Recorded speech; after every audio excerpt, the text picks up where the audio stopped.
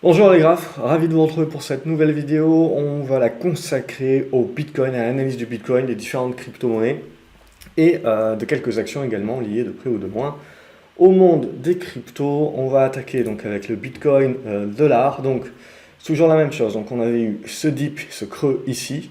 On avait poussé, on avait parlé des résistances, etc.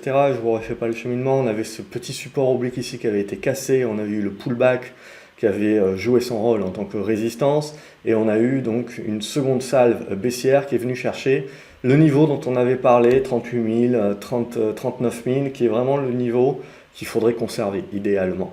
Donc en gros, on a ce creux ici, ce deuxième creux là, évidemment, tout le monde commence à parler éventuellement de la tasse avec la anse. Il va falloir la confirmer. Et pour confirmer un petit peu du mieux, il faudra commencer par casser cet oblique ici et réussir à confirmer en revenant au-dessus de ces 48 000 dollars. Donc il y a encore du boulot et c'est tout simplement ce dont je vous avais parlé ces précédentes semaines et pendant l'été, c'est qu'au-delà de se concentrer sur le to the moon, le retour du bull run ou pas, c'est comprendre que derrière on a des phases correctives et des phases de construction, et que ces phases de construction peuvent durer plus ou moins longtemps. Et là donc on est en plein dans cette phase de construction. Et on le voit, on est bien congestionné, c'est-à-dire on est sous des zones à 47-48 000 dollars en résistance. On a des supports dans cette zone entre 38 39 000 dollars qu'il faut conserver. Et au milieu, c'est un petit peu le no man's land, c'est un petit peu le zigzag et on est en attente. Donc c'est là vraiment où ça commence à rentrer dans le money game, on commence à avoir les congestions.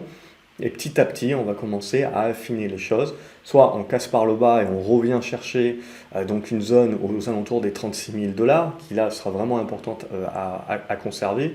Soit on arrive à recasser par le haut, se remettre dans des bonnes dispositions en embuscade de l'oblique baissière beaucoup plus moyen terme, qui elle, si on la casse, validera le retournement et la relance haussière de manière plus durable.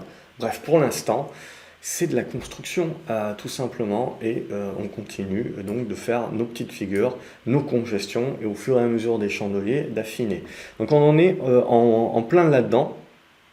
Et si on regarde, je vais faire l'Ethereum, alors pas l'Ethereum classique, on va faire l'Ethereum tout court, on a à peu près les mêmes dispositions, c'est-à-dire que bam, on valide cette énorme résistance là, je découle un petit peu, donc moi mon idée c'est de se dire voilà, on est dans cette figure large en triangle plutôt symétrique, mais cette figure là large a une médiane, et cette médiane je la mettrai aux alentours des 2500 dollars, on le voit ici, qui peut vous servir.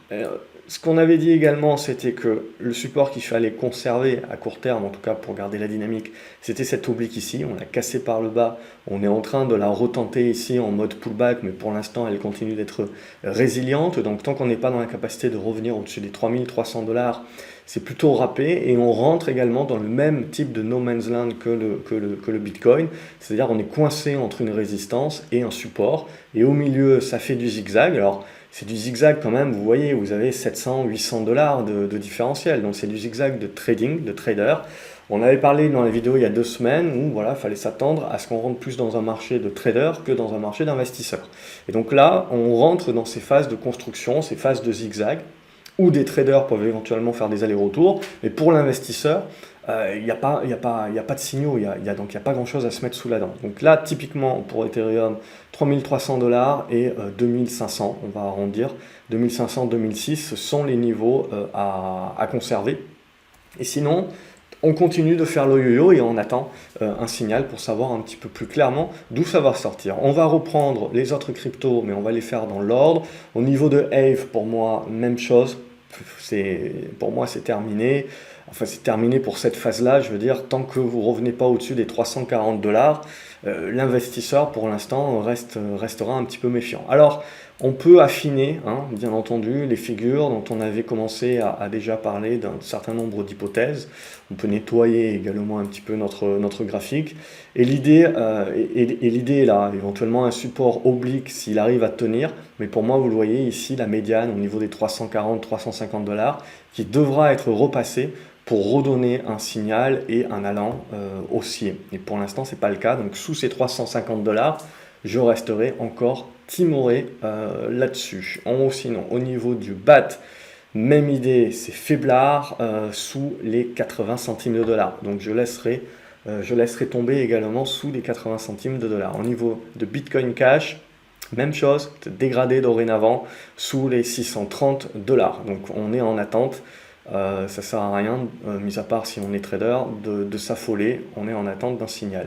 Cardano, c'est la même idée. Alors c'est des tendances qui restent encore bien haussières, hein, bien entendu, mais on le voit, on avait ce biseau ascendant qui a été cassé par le bas. On a fait le pullback ici qui sert de rôle de résistance. Et on a cassé l'ancien sommet ici, vous voyez, qui avait également servi de support là. On est en train de s'en resservir comme résistance. Donc cette zone des 2,50 pour arrondir devient dorénavant résistance. Et on voit le support dont on avait parlé aux alentours des 1,90 a été approché. Donc là aussi, comme pour les autres cryptos, Bitcoin, Ethereum et compagnie, on est dans un mode zigzag, mais sous les 2,50, il n'y a pas de renouveau de la tendance haussière. Et au-dessus tant qu'on tient les 1,90$, c'est du zigzag pour du trader. Le jour où on casse l'une des deux bornes, on aura un nouveau signal pour une nouvelle tendance. Mais entre-temps, c'est de la congestion, c'est de la construction. Cosmos, ça reste assez fort, ça reste assez propre, on le voit. Alors il faudra faire un petit peu attention, si jamais on lâche, vous voyez, ces 35$, on peut revenir donc chercher ces 30$, mais là aussi, c'est éventuellement de la construction de figure qui peut se mettre en place. Vous voyez, il y a 15$, donc ça fait 50%. C'est pas rien, bien entendu. Donc c'est plus en mode trading, mais sinon on attend de voir quel type de figure on peut éventuellement construire. Il nous manque quelques chandeliers là-dessus. Dash, pareil, c'est faible. Donc pour moi, je ne vois pas de renouveau tant qu'on va rester sous les 180-190$. Donc je resterai plutôt à ce stade sceptique. Dogecoin également sceptique sous cette zone ici, vous le voyez, des 27 centimes de dollars. EOS également, je vais la laisser de côté. Alors, on peut être en train de construire sur toutes ces valeurs-là où je dis, toutes ces cryptos-là où je dis, je suis sceptique et j'attendrai. C'est tout simplement qu'on est plutôt en train de tendre vers la correction, mais on reste dans des figures qui sont des biseaux descendants, etc. C'est-à-dire qu'il ne faut pas négliger le fait que ça peut casser. Donc, on reste en observation. C'est ça qui est important de retenir, mais pour l'instant on reste en dessous de niveaux importants comme ici les 5$ sur EOS, qui tant qu'ils ne sont pas cassés ne remettent pas la crypto sur le devant de la scène pour un swing trade, pour un trade plus moyen terme. C'est ça dont je veux parler. Donc c'est intéressant éventuellement pour du trader de court terme, et pas pour le reste. Tout ça on l'a fait déjà, j'avance un petit peu plus vite. Au niveau de Horizon, même chose, hein. Vous voyez l'ancien support qui avait permis la relance est cassé par le bas, sert dorénavant de résistance, donc c'est votre pivot. Donc ici, vous voyez, c'est la zone des 80$. Tant qu'on ne remonte pas au-dessus des 80$, les probabilités restent contre vous, mis à part à faire du trading. IOTA, même chose, je vais mettre les niveaux ici sur les 1,40$. Litecoin, on va avoir la même chose. Ici, c'est peut-être plus une oblique qui va me plaire. Au niveau des 175-180$, mais pareil, c'est dégradé. On va laisser de côté. Monero, même chose, dégradé. Je mettrai le niveau sur les 280$ à ce stade-là. Neo, même chose, dégradé. Je mettrai le niveau sur les 51$, 50$ pour arrondir. Nano, même chose, c'est dégradé là aussi, deux niveaux, à 5,30$, mais pour pas prendre de risque, je mettrai à 6$ dorénavant.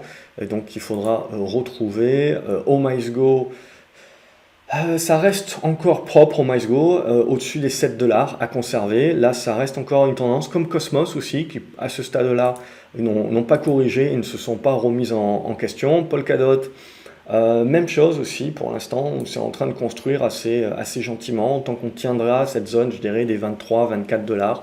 Ça reste encore dans les clous. Au niveau de Qtum, là, c'est plus dans les clous depuis qu'on est passé en dessous des 12$, donc ça sera le niveau à refranchir si on veut se remettre dans le bon sens. Au niveau de Ripple et du XRP surtout, on est repassé sous cette oblique ici qui dorénavant sert de résistance, donc les 1$ tout rond qui devront être repassés à la hausse pour offrir éventuellement une volonté de relance.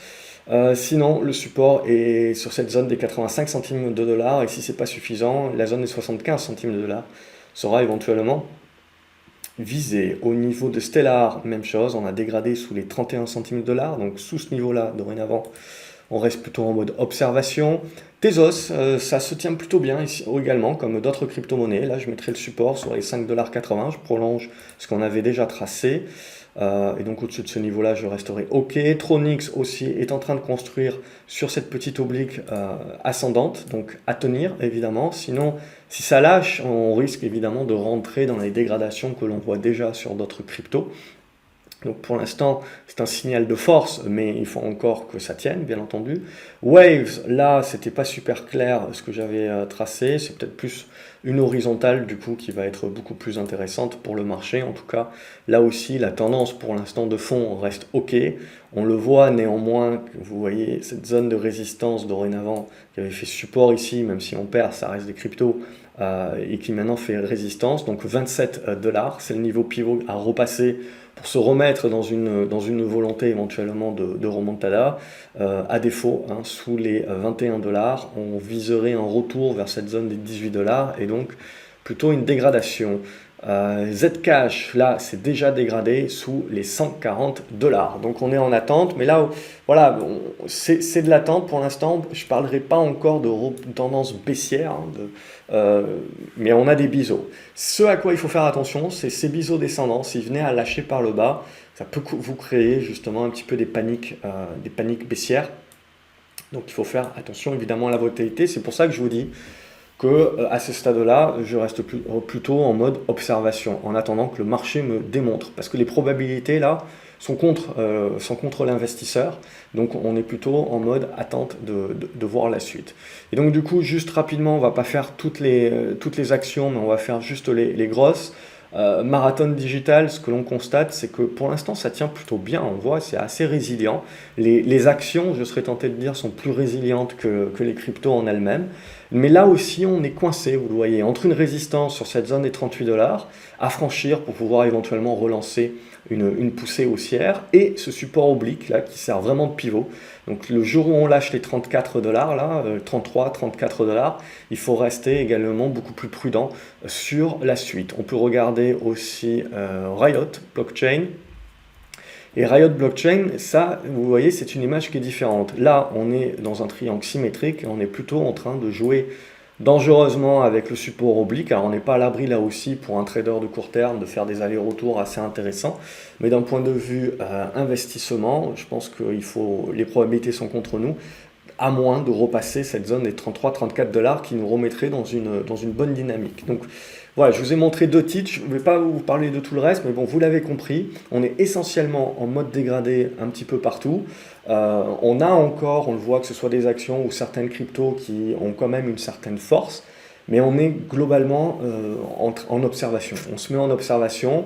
Je pense que les niveaux deviennent très clairs pour l'ensemble des analystes et l'ensemble des traders et donc l'ensemble du marché, et que donc suivant comment on va casser, on peut justement à ce moment-là avoir des poussées assez vives. Donc c'est pour ça aussi qu'il faut certainement éviter d'être trop éloigné et de ne pas avoir de stop ou ce genre de choses-là, parce que voilà, si on a les cassures qui se font surtout à la baisse, on a cet effet panique qui peut se mettre en place et qui peut faire décrocher un peu plus rapidement. Mais globalement, comme on l'a vu sur le Bitcoin, pour moi c'est ce qu'il faut retenir.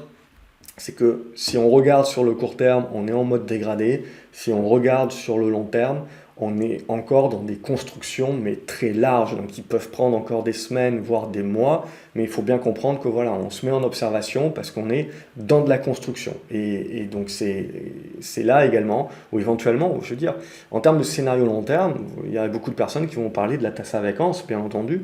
Mais d'un point de vue court terme, pour commencer à privilégier ce scénario-là et éviter de bloquer son capital ou éventuellement d'être en position alors qu'on va commencer à lâcher par le bas et éventuellement d'aller chercher un petit peu plus bas, c'est plutôt ce dépassement, comme on en a parlé, des 46, 47 000 $, 48 000 $, 47, 48 plutôt.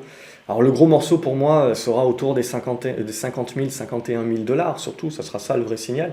Mais déjà revenir au-dessus des 46, 47, ça serait une bonne bouffée d'oxygène. Donc du coup là, les prochaines séances vraiment en mode observation. Voilà, comme d'habitude, j'espère que vous avez apprécié la vidéo.